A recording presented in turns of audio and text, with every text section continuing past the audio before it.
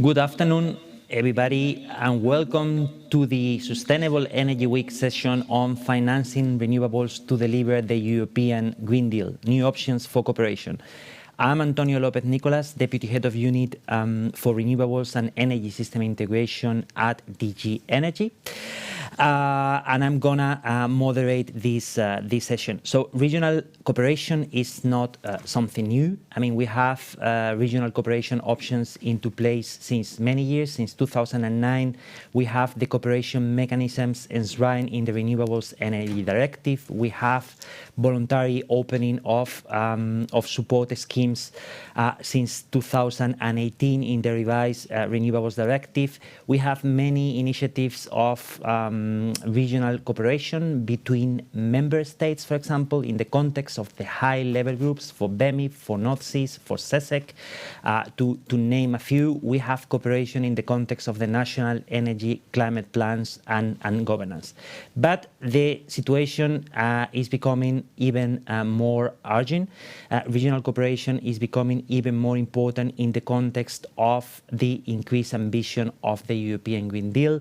We are moving from national binding targets to EU-level binding targets, where regional cooperation is supposed to help member states to unlock further cost-effective potential for regional cooperation. Today's focus is about two new mechanisms that we've started implementation for in 2021. These are the Connecting Europe Facility, the cross-border projects on renewables on the Connecting Europe Facility. So these are EU funds that are supposed to help regional cooperation projects to kickstart. Then we have the second mechanism, which is the EU financing mechanism. This is a tool to unlock further cooperation and to enable further cooperation of member states through mostly member states' funds to allow them to invest on renewables at regional level and to meet future renewable targets. So today's panel today's session is structured into two panels. First, we'll have a first session with three commission speakers, two commission speakers and one speaker from SINEA, the executive agency implementing the programs. And then we will have a second panel with speakers from member states, the European Parliament, and industry. Before I move to the first part of the discussion today, I would like to have a couple of warm-up questions through Slido. That are gonna come on the screen in a minute. You need to, I guess that you are already used to that. If you've attended other sessions of the Sustainable Energy Week, you need to go to slido.com and use the code EUSEW2021 to get into the questions. So the first question is, which country are you joining us from? So we leave a few seconds for the poll for people to reply to the poll. We see Belgium. That's not a surprise.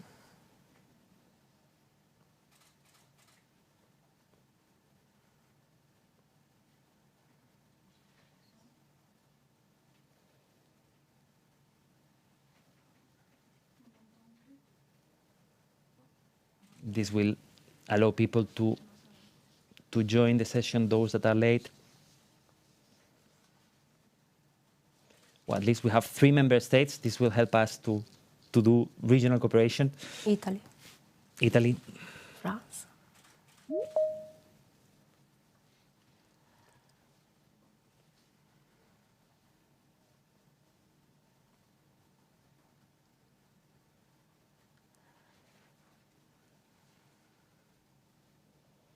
Okay, this is.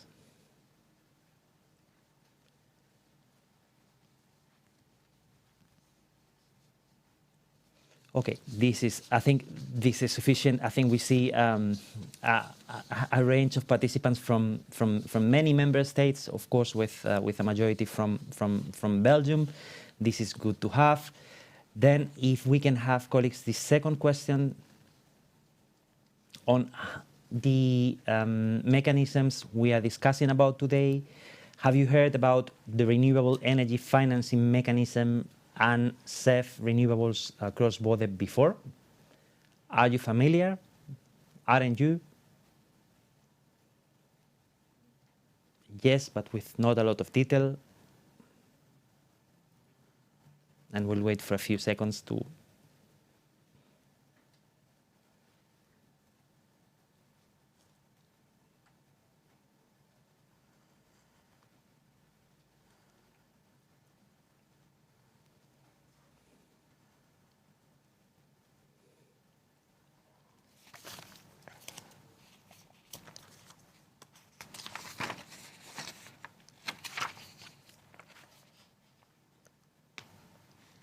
Okay, there's almost a majority of people that haven't heard about those mechanisms. So I think this makes the today's session even more interesting and relevant. Hopefully, after the session, you will be able to reply differently and to take some useful elements out of the discussion. So with this, I think we can stop the Slido and start the first session. We have three speakers for this session. We have first Caterina Sicou-Magni, who is Director for Green Transition and Energy System Integration within DG Energy, and she's in charge of many files, but including the Renewable Energy Directive and the 10E, which are crucial elements for regional cooperation. Then we will have Yolanda Garcia Mezquita, Deputy Head of Unit in Unit A1, Interinstitutional and Member States. And she's in charge, amongst other things, of the governance regulation, which is a key tool for regional cooperation in the EU acquis. Welcome, Yolanda. And we have Beatrice, who is here with us in the study, who is head of Unit B4. CEF Energy and Renewable Energy Financing Mechanism at CINEA, the executive agency, and she's in charge of the practical implementation of the new instruments. So we will start with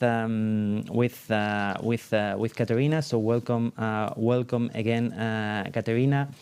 So how does cross-border cooperation fit into the EU energy policy context, and what's the added value you see for the two instruments in the spotlight today? Many thanks, Antonio, and good afternoon, ladies and gentlemen. Very pleased to be here in this important event today. So cooperation is in the heart of the European Union and our decarbonization strategy. With the collective EU targets for renewables, we need also collective efforts by the countries to reach these targets. This means we must work together and we must work on concrete projects with concrete and tangible results. And the reason for regional cooperation is not because it's an administrative obligation. No. The logic is because there are concrete benefits out of regional cooperation. We get more for less, to put it very shortly. Regional cooperation makes projects more cost effective.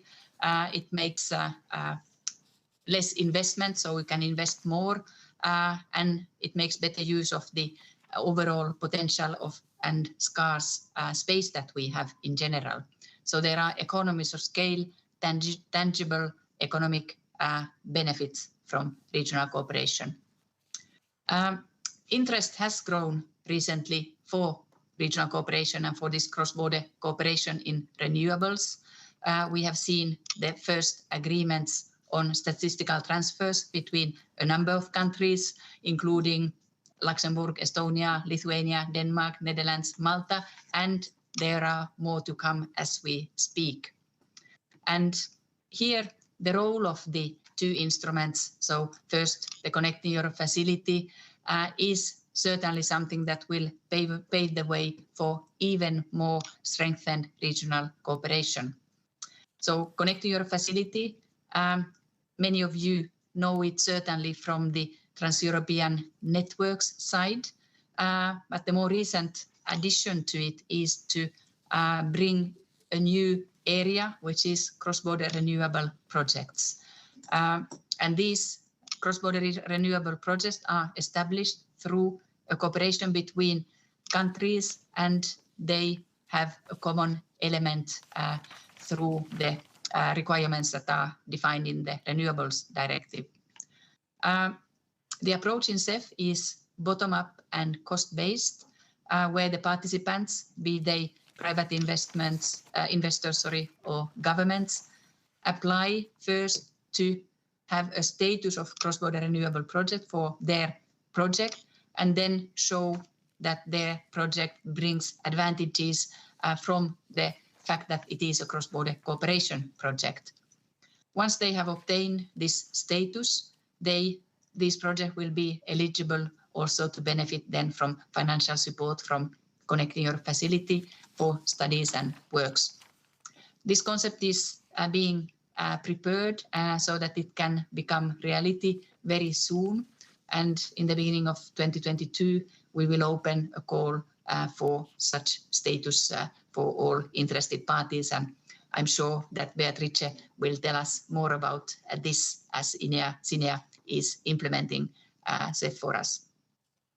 So the support from CEF can be effective only when we, at the EU level, have a solid project pipeline. And for a solid, good quality pipeline of cross-border projects, we need the strong involvement of governments, local authorities, and of course, project developers. The second instrument that Antonio referred to is the Renewable Energy Financing Mechanism. And here, again, a lot of work has gone into it, and it begins to look very positive. We will, later this year, invite all energy ministers to express their interest in participating as either contributing or host country into this mechanism. And on the basis of their willingness, we are expecting to have the first tendering process for renewable projects in the course of next year. So this, again, to mark a new stage in our joint efforts to decarbonize the system through renewable energy. So to conclude, I want to underline that these two instruments come to life in a very, very crucial moment. We have the European Green Deal. We have agreed to increase the ambition for 2030 and to be climate neutral economy by 2050. The Commission tabled last July a major package to as part of the implementation of the Green Deal, including, among many others, that need to increase the greenhouse gas reduction target to 55% and the renewables target to 40% by 2030. This means that cooperation is even more important than it would be otherwise. And these two instruments that I mentioned have a unique feature, which is that they focus on cross-border cooperation. There are many other instruments that provide funding, but these two are the only ones which put cross-border cooperation into the center and enabling the common use of scarce space and working on the economy scale to decarbonize the European economy.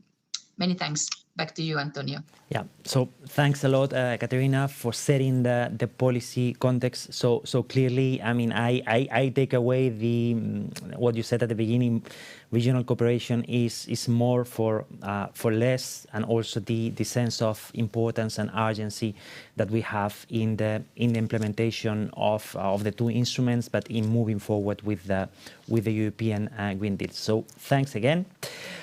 We move now to Yolanda García Mezquita, Yolanda, could you elaborate on the importance of regional cooperation, of cooperation between member states in the context of the energy union governance, please? Thank you very much. Good afternoon, Antonio. It's a pleasure to be here today and to discuss this very interesting topic. So about cross-border cooperation, we need to say that has a significant importance in the road towards the decarbonization of our economy and the deployment of renewables, the renewables that we need to achieve our objectives. Through cooperation, countries can more easily and more cost efficiently achieve both the individual and the collective renewable energy targets. So it's clear that it helps to exploit the renewable potential of Europe, which includes as well the participation of countries which have limited renewable resources, and also to facilitate the integration of renewables into the system. It also contributes to sharing of best practices and also alignment of the regulatory frameworks and important streamlining of the administrative procedures in the member state, which is a major, in some cases, obstacles for the deployment of renewables. These benefits and the role of cross-border cooperation has a dedicated place in the framework of the governance of the Energy Union. There is explicit reference to the regional cooperation, which implies to take into account all existing and potential forms of regional cooperation to meet the objectives, the targets, and the contribution set in the integrated national energy and climate plans. This is a way to do it effectively and to integrate in the plans the measures for regional cooperation, in particular for the renewable energy.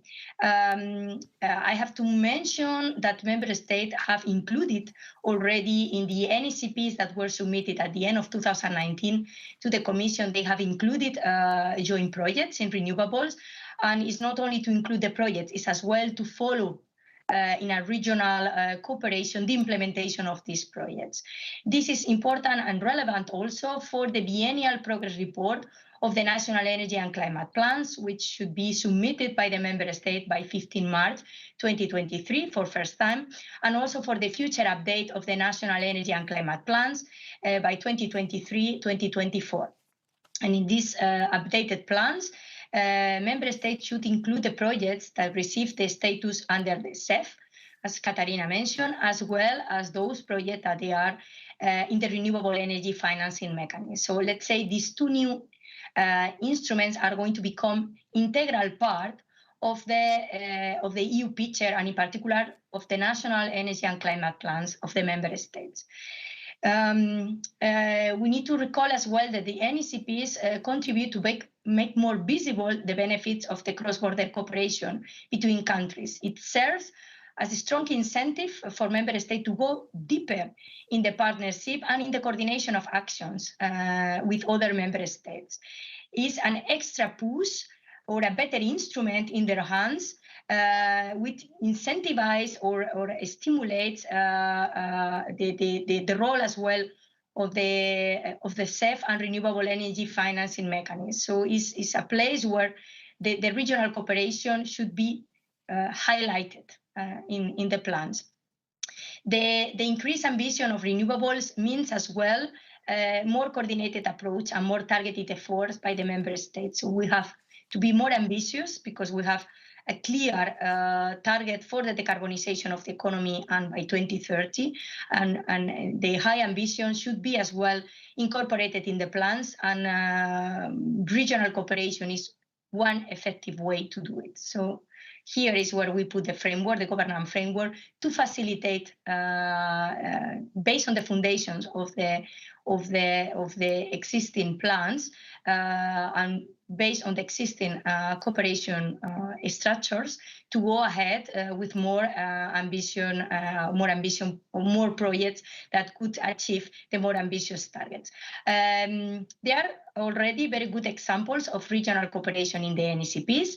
The Baltic countries is a good example, with Estonia and Latvia planning joint auctions for offshore wind. We have as well a renewable hydrogen project. It identified by Portugal and Netherlands, with the production of renewable hydrogen in Portugal and to be exported to Netherlands. So it's another good example of regional cooperation already included in the NECPs.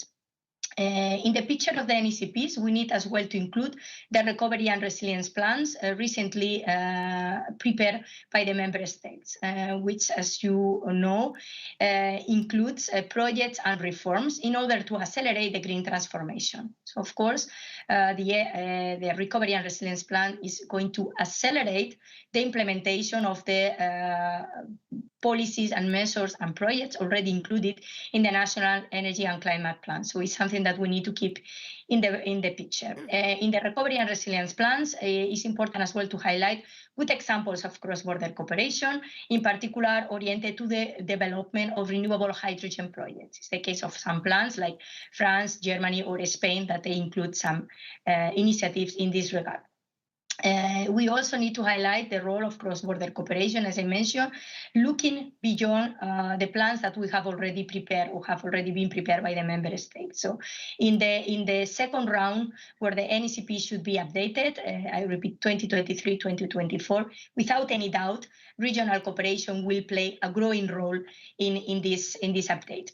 I don't want to finalize without mention the reference to the State of the Energy Union report that was adopted yesterday by the Commission, and as you know, is an annual exercise where the Commission takes a stock of the implementation of the energy and climate legislation, and in particular, taking a stock of the progress towards the clean energy transition.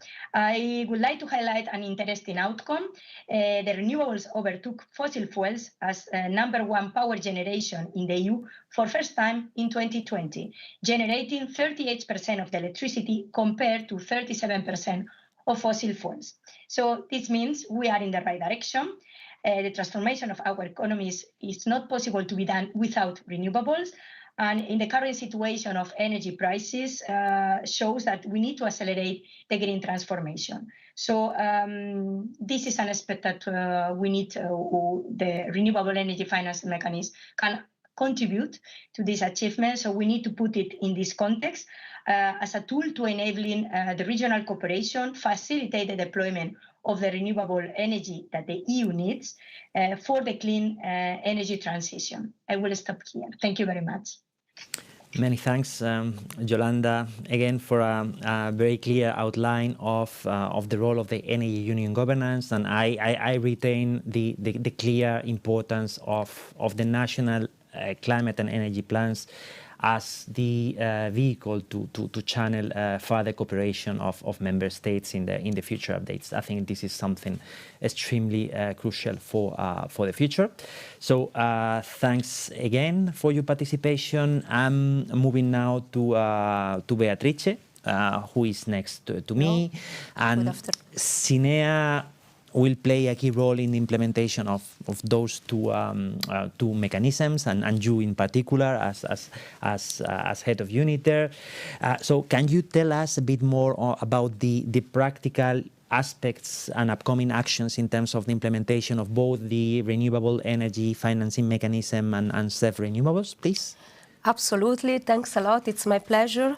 Good afternoon. So maybe first of all, a word about SINEA. So as Antonio said, SINEA is the executive agency of the Commission, which will be in charge of the implementation of these two new instruments together with Commission and DG ENER. Catarina recalled that these two instruments are key are coming in a crucial moment to support not only the renewable energy policies, but in general more in a broader context the Green Deal.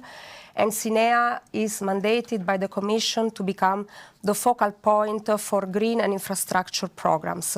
So SINEA will implement not only these two instruments in the energy sector, but other ones where synergies could be possible, like also LIFE, like Horizon, for example.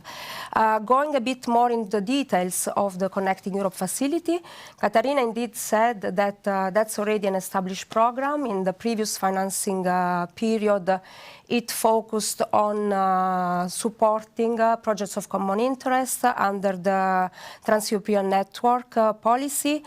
And this will continue also in the current period, but they'll say there is now the new area of cross-border renewable energy projects that is building already, let's say, on the mechanisms and on the, let's say, structure of CEF, but with, let's say, with a new focus. So, first of all, we could say that in CEF Energy for the next programming period, let's say, the budget is 5.8 billion, and for the cross-border renewable energy, there is an earmark of 15% of the total budget subject to market uptake. So that makes it around 875 million euro to be, let's say, with the uptake to be monitored. And under this new window, SINEA will provide co-financing to projects that are supporting the objective of the cross-border renewable energy cooperation, in particular, joint planning, development, and cost-effective exploitation of renewable energies, facilitation, let's say, of RES integration through, for example, energy storage or other conversion facilities, and also projects that contribute to the strategic uptake of innovative renewable technologies. So also innovation will play also a role here. Now, concerning the practical implementation, where do we stand? The program was just launched and kicked off in September, last September, with a small call for proposals for what we call preparatory studies. That's a call, really, preparatory studies are to support the development on concepts and collaborations at member states or project promoters level to further develop the cross-border projects. So it's really for early seed of that cooperation. And the material is available on the website. We organize an info day. The call is open until the end of November. After that, SINEA will support the Commission, as Catherine explained, to prepare this, let's say, to prepare and execute the process for the selection of projects, so the so-called list, the union list, where projects will be scrutinized on the basis of their technical description, but also in terms of, let's say, the underpinning cross-border cooperation mechanism between member states, as well as also a cost-benefit analysis to show the benefits of cross-border cooperation versus a more conventional project implemented, for example, in only one member state. So when the union list will be finalized, then at the end and adopted by the Commission, then at the end of next year, it is foreseen that SINEA will be able then to launch the call for proposals for studies and works for these projects which are on the list. And works will be eligible only, let's say, when showing a non-commercial viability. That's about the CEF cross-border renewables. Talking about the Renewable Energy Financing Mechanism, perhaps here a few details on practical implementation. Catherine already said that very soon, there will be the launch of the call of expression of interest to member states to participate in a call, either as host or contributing member states, and to provide the required information. On this basis, then the Commission will, let's say, prepare and approve and provide, let's say, the main elements of this call, such as, for example, the technologies, the capacities of, let's say, of the technologies of the projects expected. And once, let's say, there is an agreement also with member states on this design and binding commitments are made, then SINEA, let's say, will be able to launch the call for proposals, which is effectively really an EU-wide tender for renewable projects. So projects will be selected on the basis of their price offer, and on that basis, let's say, there will be grant agreements prepared where SINEA will monitor the implementation of the projects, so their construction, but also their effective operation in order, let's say, to contribute to renewable energy generation. So also from SINEA side, we are ready for a successful launch of the program in 2022 together with the Commission. Ultimately, we will, of course, manage all these actions or projects, as we call them, and will provide, let's say, the necessary support to stakeholders, support to our beneficiaries, and to the Commission with policy feedback. Last but not least, we are also, let's say, providing and will continue providing support to Commission, also to raise awareness with communication activities about these new instruments, which are indeed really brand new, to help to make them really a success story. Thank you. I'd like to stop here. Yeah, thanks a lot, Beatrice. I think I take that everything is up and running. Implementation is launched full speed, and 2022, I think it's going to be the key year for two mechanisms mechanisms in terms of implementation. So thanks a lot for your participation, for being here with us today. Now we will move to the second panel of today's session on financing, and we have three distinguished speakers with us today.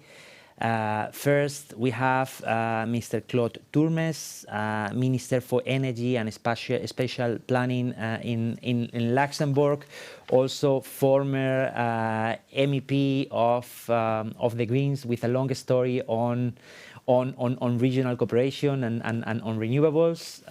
Welcome, Claude. Then we'll have Mr. Morten Petersen, a member of the European Parliament for the Renew Europe group and member of the ITRE committee. Again, another key person in the European Parliament in terms of working on energy issues and renewables, having been key in the clean energy package and working now on a number of topics, including offshore. Morten, welcome. And then finally, we have Mr. Giles Dixon, CEO of WEN Europe, and indeed a key person and a key industry to deliver on our ambitious European Green Deal goals. So welcome, Giles. So I will start the panel with a first question for Mr. Turmes. Dear Claude, I mean, you've been one of the strong supporters of regional cooperation and the Renewable Energy Financing Mechanism, in particular in your former capacity as MEP. I mean, now you are in a ministerial seat, so things change somehow. So how did your perspective to regional cooperation evolve, and how do you see cooperation at the moment? So first, hello Brussels, hello Europe. Nice to have all these dedicated people who work on renewables, both at Commission, Parliament, and also within Wind Europe. I think the first thing is, I think we have to understand going as fast as possible to 100% renewables, 100% renewable electricity, and then combined with green hydrogen is an absolute urgency. So we must move quick, which means that we have to step up our national efforts, but we have also to step up efforts to work cross-border, and above all, also in these big geographical areas, the North Sea, Baltic Sea, Black Sea, Mediterranean, and then of course trying to get new partnerships between landlocked countries like Luxembourg, or maybe also Czech Republic, Slovak Republic, and the countries which have also the opportunity to have offshore wind, or others maybe having better solar potentials like us. So this kind of cooperation will be the new normal beyond purely national renewable energy policies, and we have to integrate this, of course, with infrastructure, and therefore it's so important to have, let's say, gas out of CEF and now renewables and electricity very prominent, and a lot of money on the table to bring renewables and grid together. My country, Luxembourg, has been a pioneer in these cooperation agreements between member states. So in 2017, we signed a cooperation agreement with Lithuania, and we have another one at that time with Estonia. And recently, we have signed a cooperation agreement with Denmark on statistical transfers, but also to show interest in this fantastic project which Dan Jørgensen, the minister, has launched, which is the two energy islands, and especially for us of interest, the energy island in the North Sea with its 10 gigawatt plus capacity of offshore wind. So what do we intend to do, and where are a bit of administrative or political problems for us as a landlocked countries to move faster? So first, statistical transfer is good, but for the country who buys, like Luxembourg, it doesn't bring a lot of visibility. So it's not easy for me to explain to my citizens what exactly we are financing in Lithuania or in Estonia or and therefore, for example, the Denmark linking it with the energy island, that made it really to the front page of the press, and people understand because it's concrete. So therefore, I think beyond statistical transfer, which will be always in the system, I think it's good that we can go to concrete projects. So as a minister in Luxembourg, I'm interested in joint tendering on project, and then of course also in the financing mechanism which we have now up and running, and also in this CEF renewable cooperation.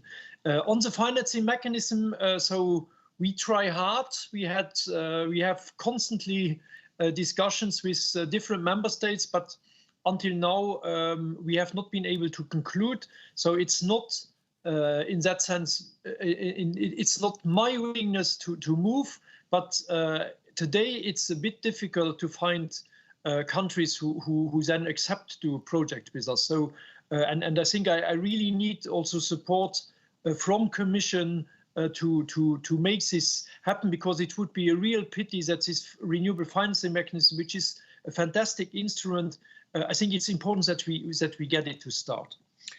When it comes to CEF, and also having been as an active member in the North Sea Energy Ministers meeting last week in Ostende, I think the most likely, so I think there's two areas where cooperation must be improved. One is maritime spatial planning, where we need to go beyond the national borders. That's something where Luxembourg could also bring the expertise of ASPON, which is the Commission Center of Excellence for Spatial Planning.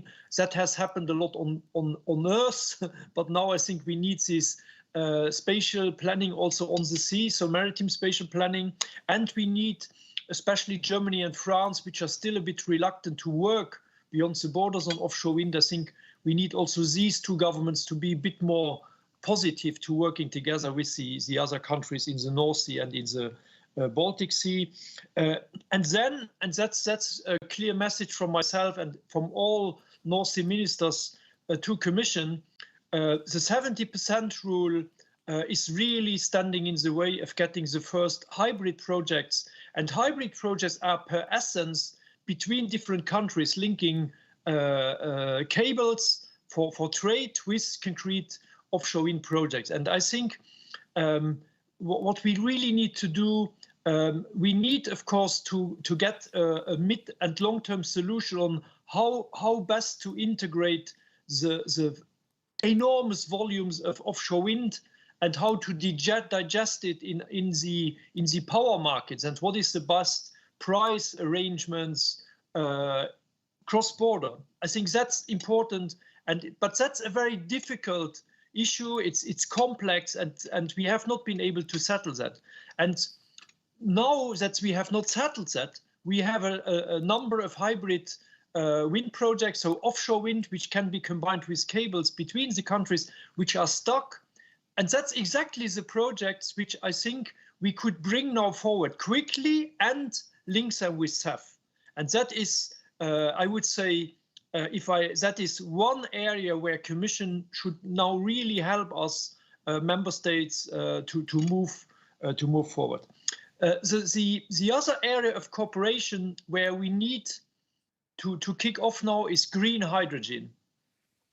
So I'm in talks with Portugal, but what is our and we are ready to go to sign an agreement so that Luxembourg could import green hydrogen produced in Portugal. But our problem is that the way a Commission has drafted now the new renewable directive, it will be very difficult to do matchmaking between the member states. So I think you have had probably your reasons how you drafted it, but I can tell you from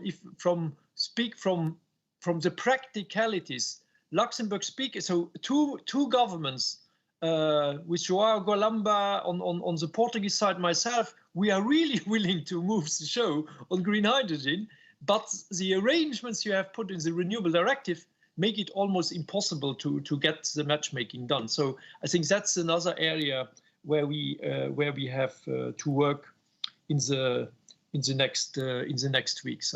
So you have my full commitment to move cross-border, but we need to get a vision. And by the way, we need also a vision for the landlocked countries in Central and Eastern Europe.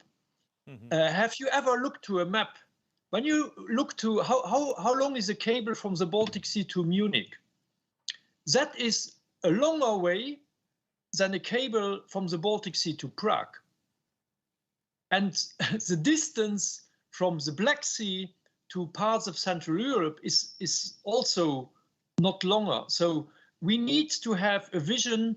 We need a big Central Eastern European power market, and then going massively into renewables. The Balkans have the best renewable potential of all countries in Europe, especially also if we consider the gigantic resource we have with offshore wind in the Baltic, in the Black Sea, which is I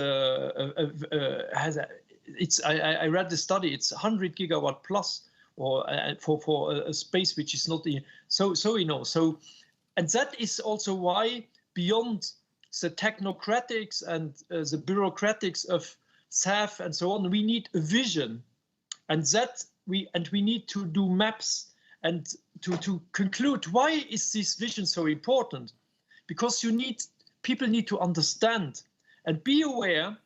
Last week when we were in Ostende, we gave tribute to Rem Koolhaas, the Dutch architect who, in a drawing for the European Climate Foundation from 2007-2008, he had a vision of a North Sea cooperation.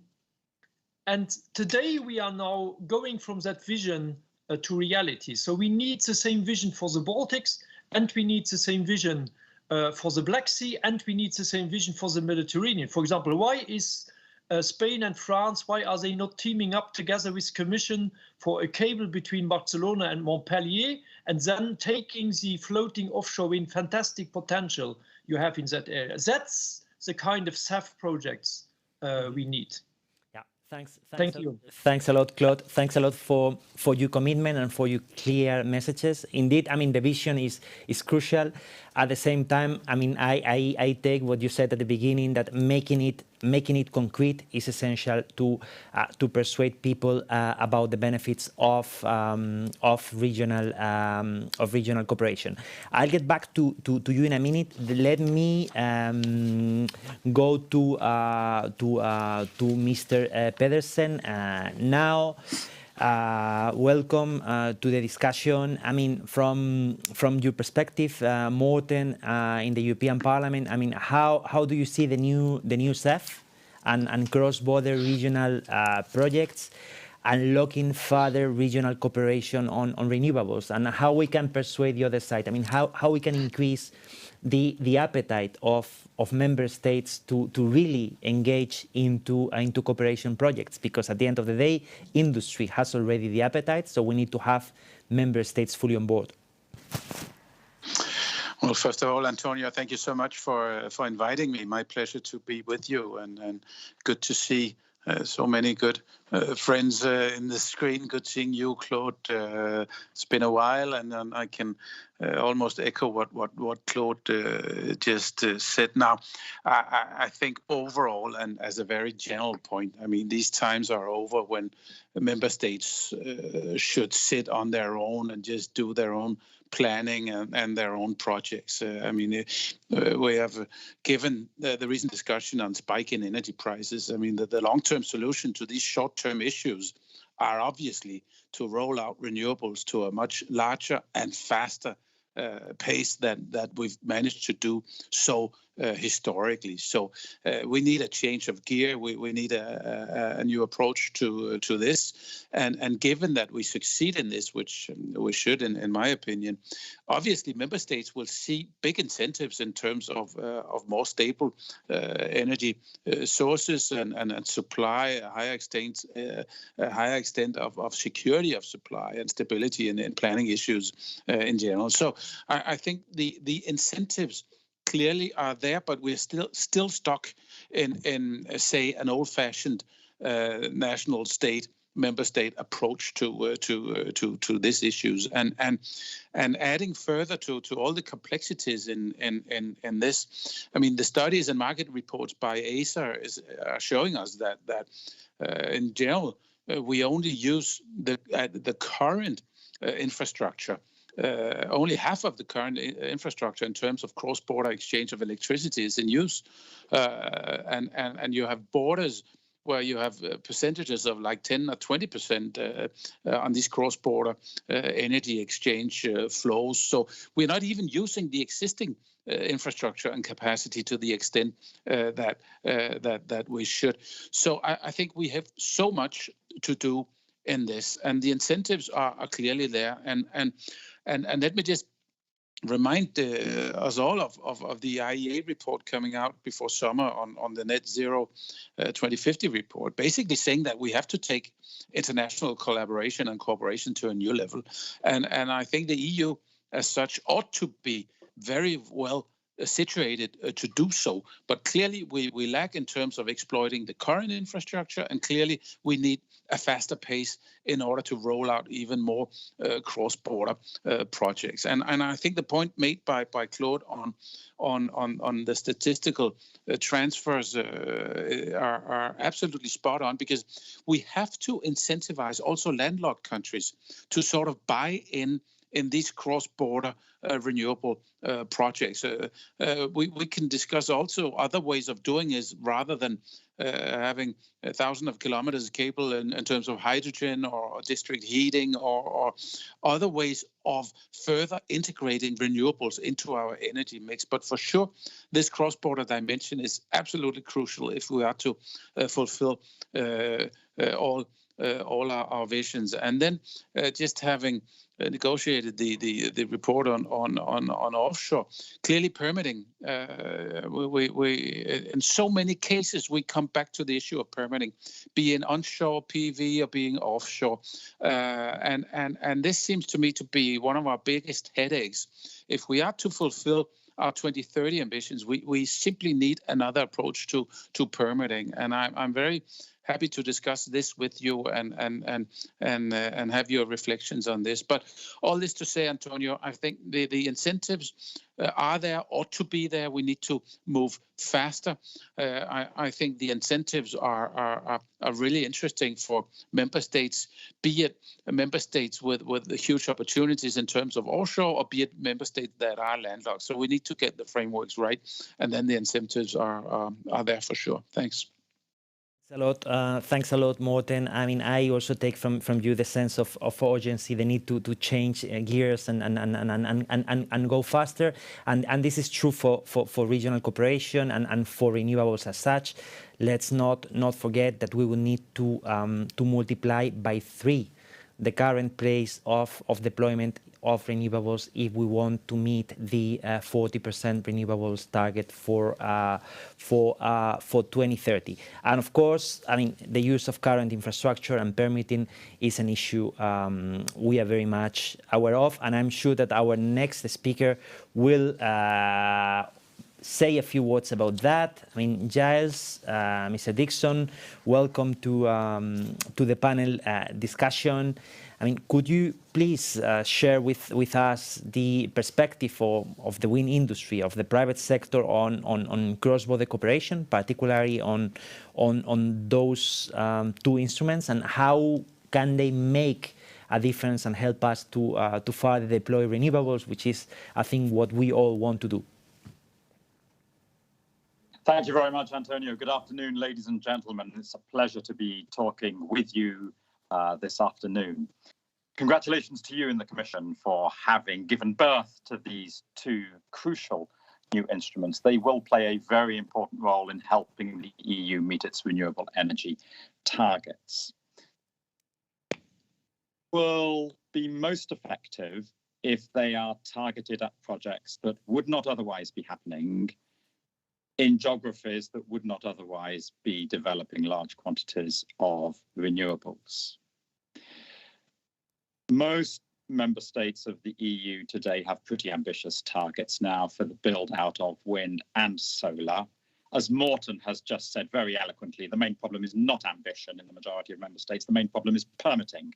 And it's very good that the Commission has now confirmed, and the Commissioner reconfirmed this when she presented the toolbox last week, that the Commission next year will publish detailed and very clear and helpful guidance to the national authorities on how to simplify their permitting rules and procedures and ensure there are enough staff working in the permitting authorities at different levels of government. Because the complexity of permitting today is the number one factor that is holding us back in meeting our targets. Now, in most countries, the issue is permitting, but there are some member states of the EU still where the issue is ambition.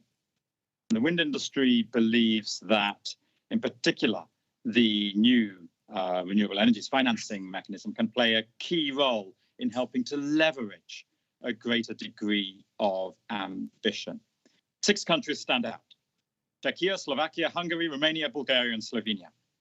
Some people might say, what about onshore wind in Poland? Well, assuming they simplify the so-called 10H distance rule, which currently bans us from building new onshore wind in 99% of Poland, assuming they simplify that, and the government have said that they want to, many mayors in the Law and Justice Party want onshore wind, they want this law to be simplified, then we can be fairly confident that Poland will build out significant quantities of onshore wind. It's these 6 member states that really stand out, both in respect of onshore wind and where they have coastlines, offshore wind. Now, I said it's important that the mechanism should be targeting, and especially the second mechanism, the Renewable Financing Mechanism, should be targeting projects that are not currently happening. It's not just about geography, it's about the type of project. And I've got 4 specific examples. Type of wind farms and wind farm investments that are not happening much today anywhere in Europe, but really need to be happening if we're going to deliver on our 2030 goals and, of course, the 2050 goals as well. The first type of project is repowering. We have in Europe around 38 gigawatts of wind farms that are coming towards the end of their normal operational life. Now they need to be repowered. We are in the paradoxical situation that the first wind farms were built in the very best sites. So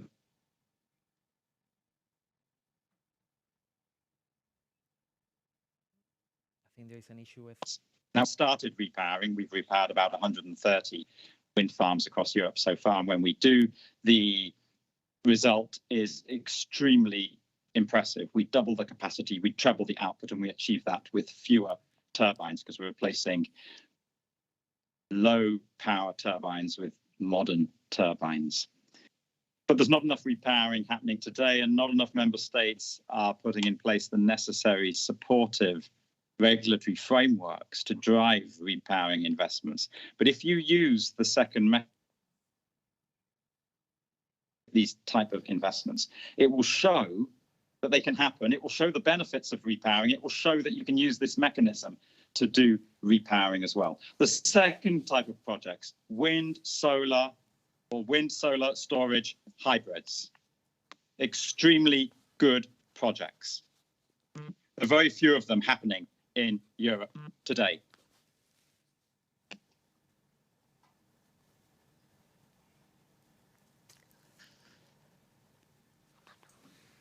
I think we've lost Giles.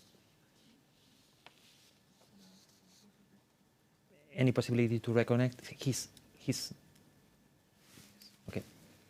Okay, but then I'll while we get Giles back with the third example. Now I'm curious, and I want to get the full list of projects that are not happening and that should happen. Maybe I'll turn back to Claude and Morten on some of the things that were said before. I mean, how on landlocked countries. I mean, what can we do to persuade them and help them to be part of the overall regional cooperation equation in the EU, especially in offshore, but not only. I mean, how we can make them part of that dimension. I don't know, Morten, you want to start?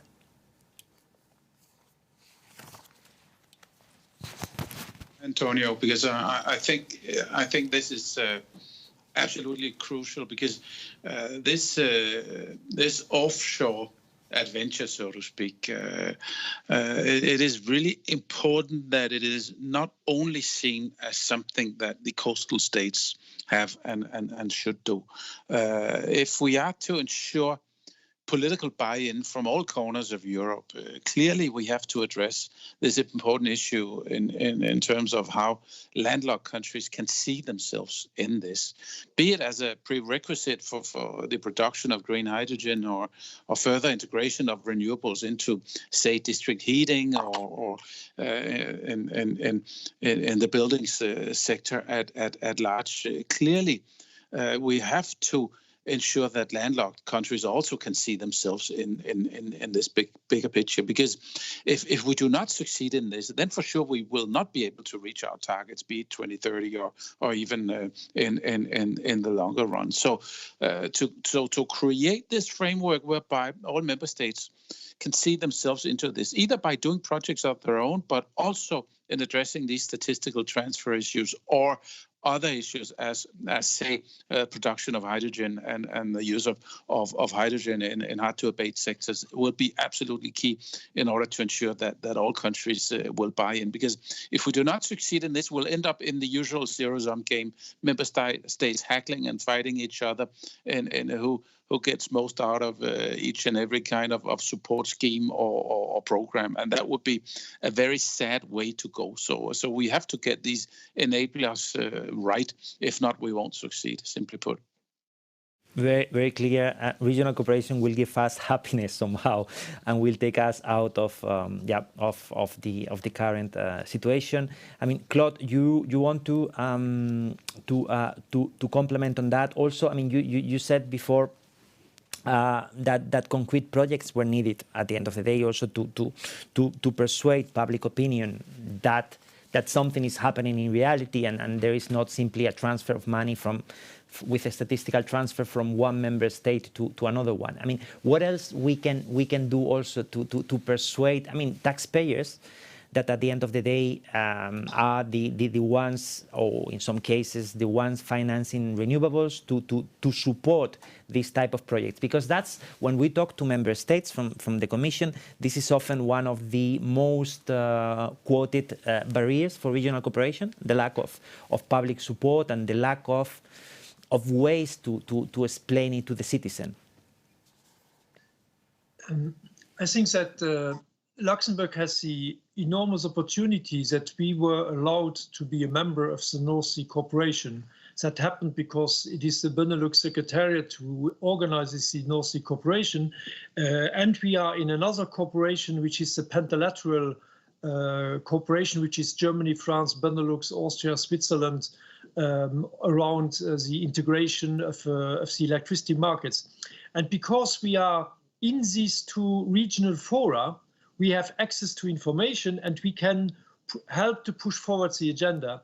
And for example, one thing we are doing now in the Pentalateral Forum with this huge Western European power market is we are planning for the end game. The end game is 100% renewables, zero carbon.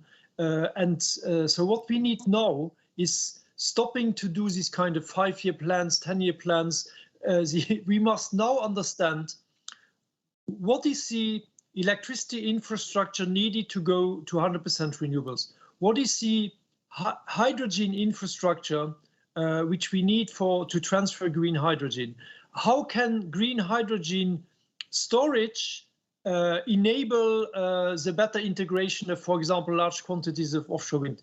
How can large-scale batteries, for example, in combination with charging of electric trucks, because you need probably batteries because the load is enormous if you start to charge electric trucks. So you need batteries, and these batteries can also be a buffer in moments where you have a lot of wind or solar. So, and that is exactly what Pentalateral Forum is now doing. So we will come forward, hopefully end of next year, with really a vision between all these countries, and that's countries which are on the sea and countries which are landlocked. And I think what we would need a similar study probably for the whole Baltic area, and maybe a similar study for the Central Eastern countries, going from the Black Sea, Greece, up to Slovakia, Czech Republic, in order to see how that region could also from an electric point of view, from a green electric point of view, integrate, and also where would be the green hydrogen backbones. I think that would help, because that then makes things understandable of what is the challenge ahead and how the different infrastructures and the different renewable productions basically go hand in hand. Yeah, thanks, Claude. Indeed, I mean, integrating sectors is crucial. We need to look beyond electricity and look at the wider energy system, so that we can optimize and we can make it happen. So I think those interrelations are well noted and are extremely important. I think Giles has managed now to connect again. So sorry, we lost you in the middle of an interesting discussion, Giles. You were mentioning the projects, a list of projects that are not happening, and I think we stopped listening when you were talking about hybrids of wind and solar. So I think it was the second type of project. That's right, Antonio. Many apologies to you. I think the technical issue was on my side.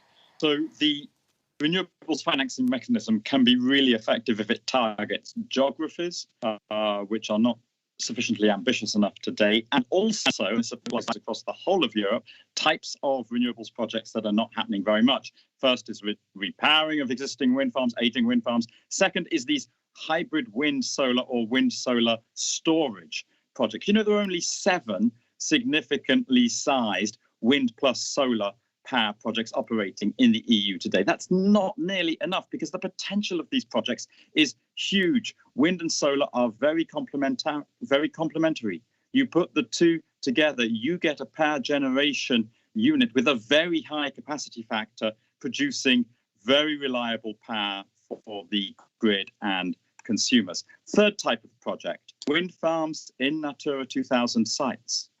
Now, it's perfectly possible under EU law to build wind farms in Natura 2000 sites. Many have already been built, but as wind continues to expand, we're going to need to build more of them. I'm sure the same applies to solar as well. Of course, certain safeguards have to be applied.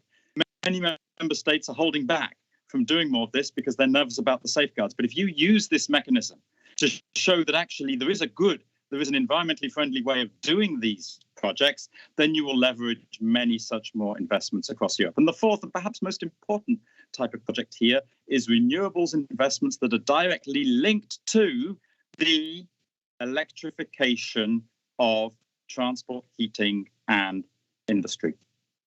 And I'm thinking here, wind farms built next to generators or connected to generators that are powering district heating systems, wind farms that are built next to EV charging infrastructure. There's a little bit of this type of investment happening today, but not in using your funds to show that these projects can happen and they add real value would have a powerful multiplier effect. Now, will offshore wind cooperation happen if we are not using these new funds? I think the CEF has a very useful role to play along the lines that Claude and Morten have described, but most offshore wind farms that involve cooperation, they're large and they involve the investment of so many billions that they will probably go ahead anyway with or without the Renewables Financing Mechanism, provided we get one thing right, and that's to do something about the 70% rule. As Claude has said,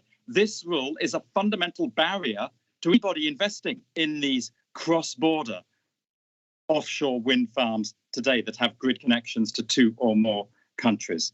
The 70% rule creates such uncertainty about the future revenues from these wind farms that have connections to 2 or more countries that the big utilities just won't take the final investment decisions because they don't know what the revenues are going to be.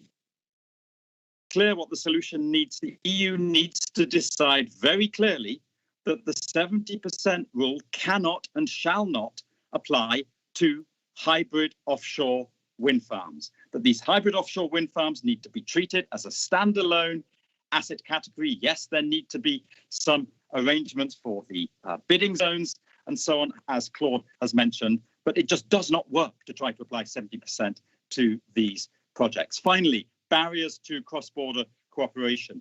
Possibly the biggest barrier out there today, in Claude's example of Luxembourg and Portugal and the hydrogen is a perfect example of this. There are insufficient incentives out there for the contributing countries.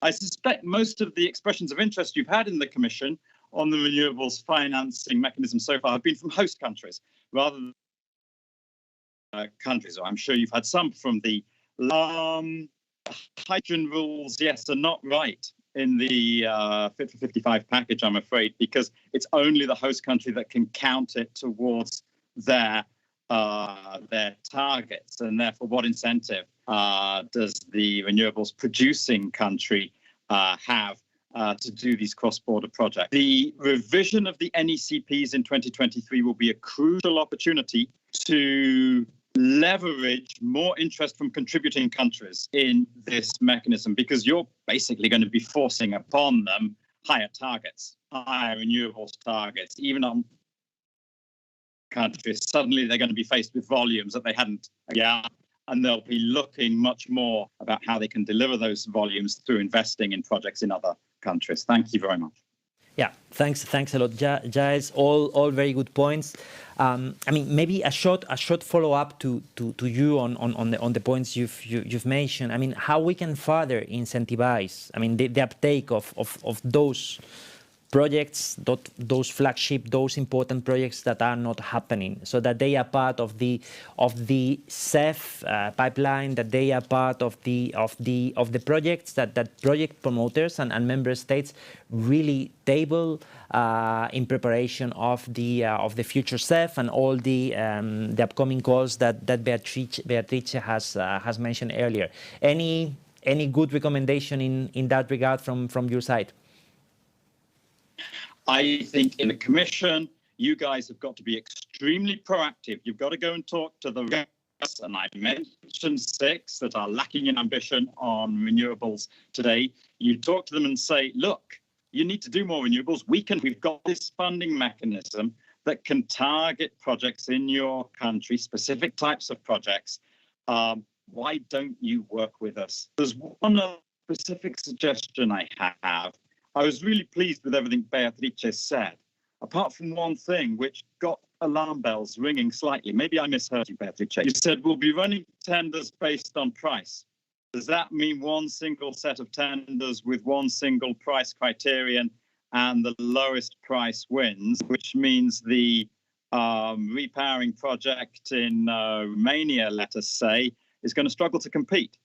or projects in any of the 6 countries I've mentioned will struggle to compete because the financing costs are so much higher in those countries because the banks don't trust the governments. The fact of life. It costs more to do. So if you put them on a level playing field in an open competition, competing with France, Germany, the Nordics, and others, they will lose. So you need to have something that goes beyond one single EU-wide tender with one single price mechanism. In any event, you must be having technology-specific auctions. You cannot be asked onshore wind to be competing with offshore wind, with solar PV and other forms of renewables. It just does not make sense because the value that they are offering is so different and so hard to compare one with another. And most countries today are running technology-specific auctions. Yeah, thanks, Giles. I mean, very clear. I don't know, Beatrice, if you want to say something in that regard. Yeah, maybe just thanks all for this remark. I think, let's say, the legal basis, sorry if we put it like this, but let's say there are clear expectations that let's say the tender will be EU-wide, but of course it depends on which countries are participating, which countries will decide to be host, which countries will decide to contribute. So it will be not then open anywhere else in Europe. So it will be clearly targeted with specific conditions in terms of capacities, also in terms of technologies. As you say, clearly we will not make offshore wind compete with onshore wind. So there will be, let's say, clear rules and clear specifications to put all the elements in place, and they will be also discussed and agreed with the member states before they are finalized. So hopefully, let's say, the process of preparation of this tender, let's say, will be sufficiently solid and robust enough to ensure a good competition and a fair competition between technologies and projects.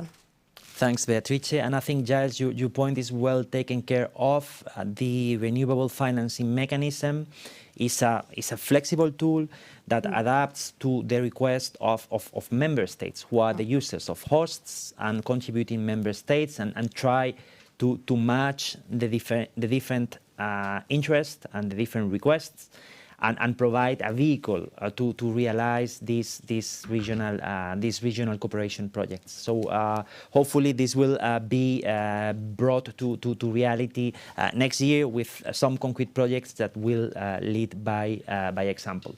Now I'm gonna turn to the public who are patiently listening to us.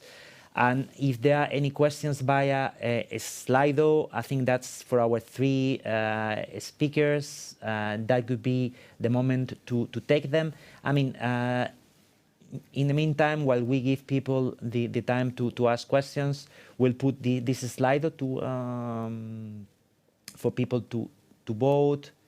So how important, I mean, after all you've heard at today's discussion, I mean, how important do you see our cross-border renewable energy projects to fulfill the 2030, but also the 2050 climate objectives?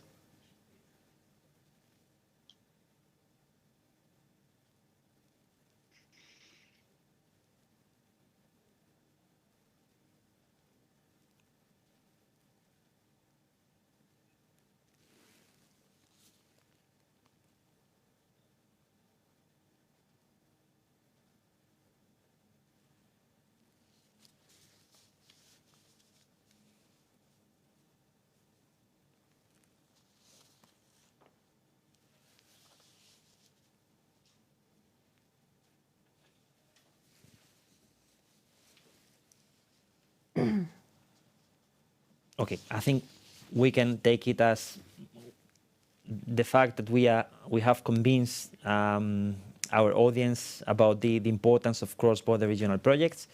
This is good. So thanks for that. And then one final question while we get questions from the public. So in 1 2 words, what do you think are the major challenges with cross-border renewable energy projects? I mean, we've heard from the 3 speakers many of those.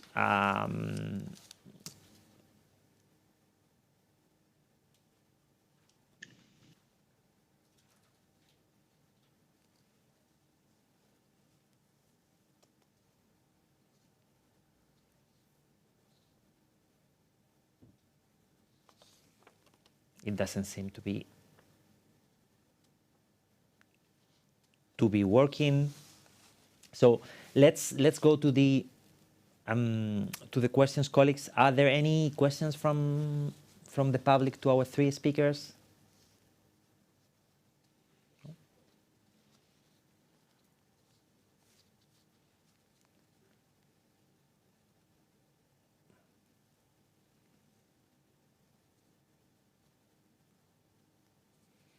Yeah, so there are one question on the use of recovery, RRF plans regarding the upscale of renewables. I mean, how we can further enshrine renewables into the recovery plans. And then there is a second question on cross-sector considerations, transport industry, in how to integrate those in the future vision for net zero, in addition to cross-border aspects. So I'll give you the floor again to the three of you to comment on those two questions if you feel like. There is a third one, and I'll take that third one and open the floor for the three of you. The third one is, I mean, does the Renewable Financing Mechanism give access to power purchase agreements with individual large scale of electricity uptakers? Okay, so I'll start by Claude, if you have. Yes. So yes, thank you. I think that also with the high gas prices and then triggering high electricity prices, the industrialists which I have spoken to lately, they get much more interested now in renewable power purchase agreements. So that market, and the European Investment Bank has done a major study also on to see a bit how big could that market be, which kind of conditions. And I think we have to better understand what is the best mix between support schemes and renewable power purchase agreements, and if then renewable power purchase agreements, how do we completely let them outside targets or not?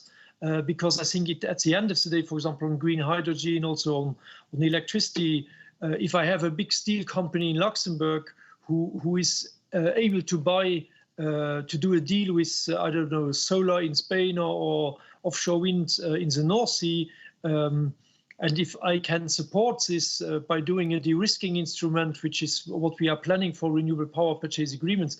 So how does that? What is the institutional setting between government supporting the uptake of renewable power purchase agreements and then the today architecture? So I think that's also something which we have to look at, because renewable power purchase agreements will get, I think, a significant trigger of new projects, contrary to this guarantee of origin system which we have, which I think where the trade-off is triggers absolutely no new investments. And I think we need to discuss now, while negotiating the Renewable Directive, what is the role of guarantees of origin? I don't see a big role for trade. It's more a certification system, whereas we have a new instrument which has renewable power purchase agreements. And then considering also what do we want governments to do to de-risk off-takers, or the matchmaking between off-takers and renewable project managers, and then how does that play in the institutional setting? I think that's a new kid. How do we call kid on the block? Stage, kid on the block. Yeah. So. No, and indeed, Claude, thanks for mentioning that, because that point is extremely important. We attach a lot of importance to PPAs. I mean, especially in the current context of high energy prices. I mean, currently around 20% of of renewables are being deployed using power purchase agreements, but there is a huge potential for those to grow. I mean, we've picked up on this point in the context of the communication on energy prices in the toolbox to try to foster precisely what you've mentioned, to foster the use, the uptake of PPAs by SMEs. Morten, do you want to pick up on any of the questions from your side? Oh, just a minor point on the recovery issues. I mean, clearly with the priorities in there and the scrutiny of what member states submit, we all know there has to be a strong focus on the green issues and digital as well. So to a large extent, I'm sure you'll see so many differing projects and concepts and approaches that will, in its very nature, span several sectors. And that at the end of the day, why? Because renewables by now are the cheapest cheapest form of energy, and the further integration of this is just a simple prerequisite in order to address issues in the hard to abate sectors as well. So I'm quite confident that we'll see a mixture of cross-sectoral approaches, but it hinges upon and requires again that we get the basic issues right in terms of coherence, in terms of not legislating in silos, but having a more systemic approach to what we are doing. And here again we come back to the permitting issues in terms of the MSP process being at sea, and how this align and play into all the national energy and climate plans.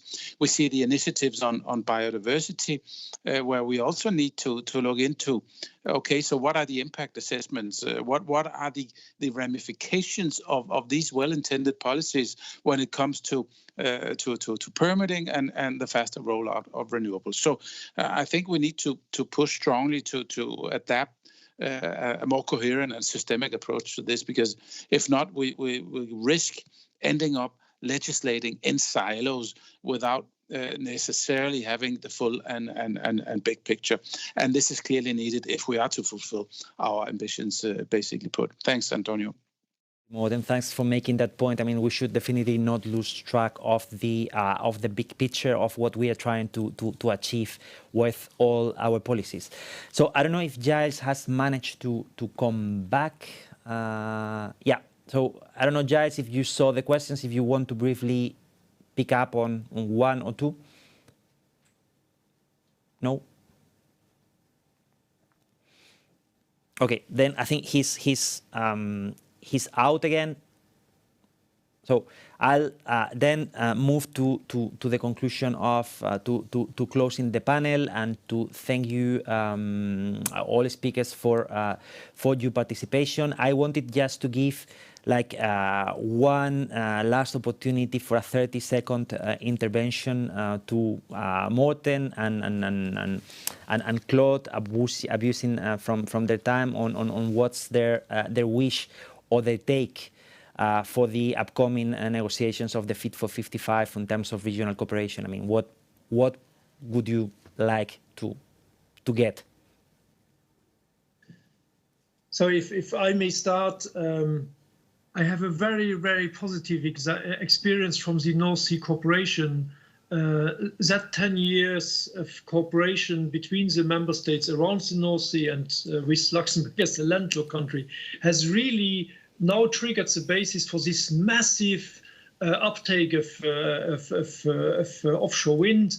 Belgium going from 3 to 6, Netherlands from 11 to 22, Denmark from 10 to 350. So you need these regional corporations, and I think we have Commission. You need to be more ambitious and to invest more time in Baltic Sea, and then also into the cooperation in Central Eastern Europe around renewables, grid, green hydrogen, and how all this will be integrated. So that's one. And when you do this kind of exercises, you should do it like pentalateral. It's really we are in the end game. We have no time to lose. Incremental change is over. That is gone. Now we have to go as fast as possible to 100% renewables. And in order to make that happen, you need to integrate renewables with infrastructure. You need to understand where is the green hydrogen backbone. You need to understand what kind of cables, where do power lines onshore have to be modernized, where do you have to combine storage, electricity storage on the form of green hydrogen, on the form of batteries. So all that, you need visions, and these visions are at best at regional level. National is not pertinent or not big enough.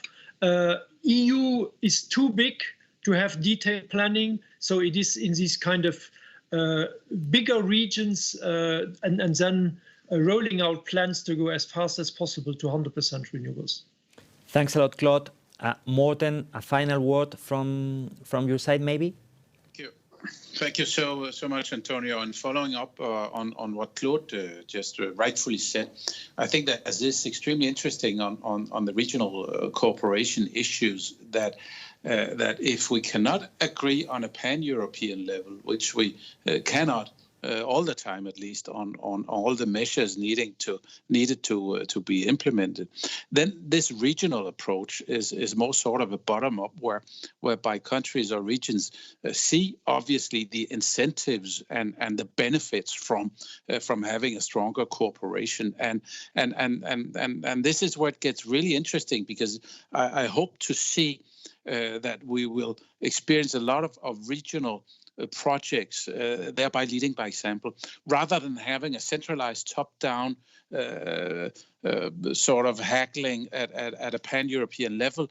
Then we'll see hopefully a myriad of progressive and constructive, say, bottom-up approaches on a regional level, paving the way, leading the way, and benefiting from renewables being the cheapest source of energy as of today. So this is what at least I'm hoping to see playing out in the very near future. Thanks. Morten, Giles, I don't know if you've managed to come back. I don't think so.